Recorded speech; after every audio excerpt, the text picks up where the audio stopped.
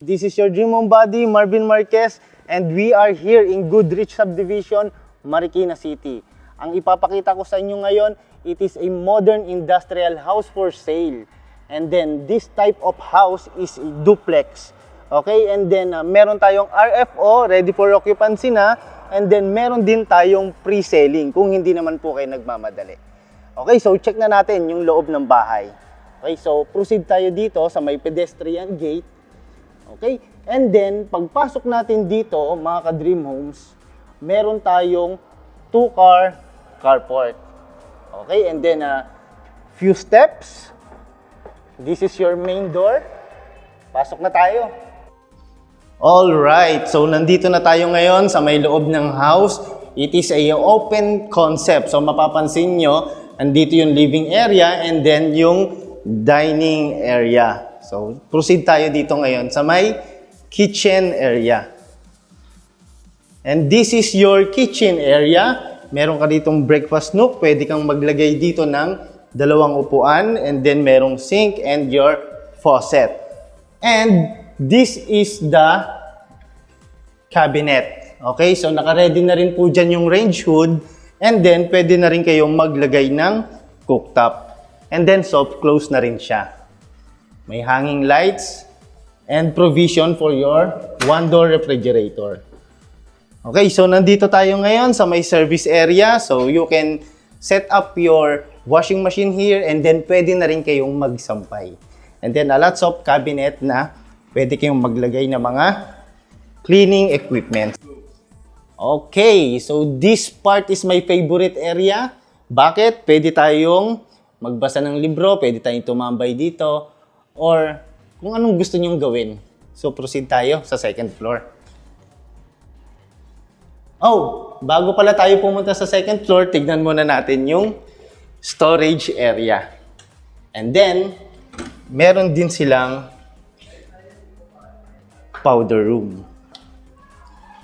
So, tara, akyat na tayo dito sa taas.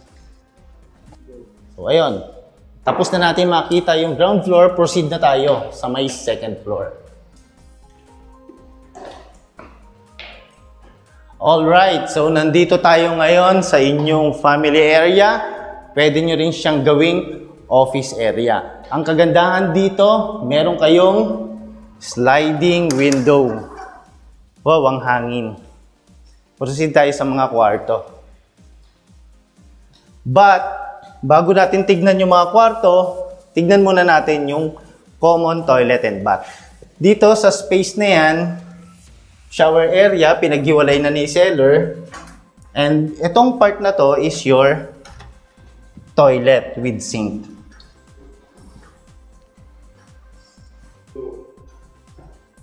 Alright, so this is your bedroom number 1. In the bedroom number 1, meron na rin dito naka-preferred for your window type of aircon. And pwede kayong mag-place dito ng cabinet. Okay? And next, yung bedroom number 2. So, mas spacious ang bedroom number 2. Okay, so same design and same color. And proceed tayo sa may last part.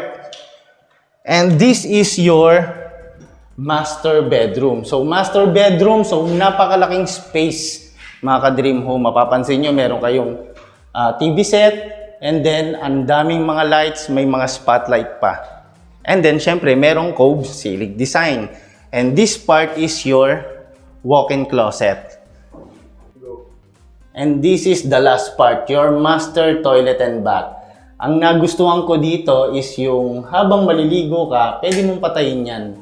Okay, so mapipil natin yung ganda. Okay, and then merong niche, and then shower space, your sink, and your toilet. So, ayan mga ka-dream homes, natapos natin yung short house tour natin dito sa may Marikina. Kung gusto niyo yung bahay na to and if you think that this property is for you, kontakin nyo lang ako. Maraming salamat and God bless you all.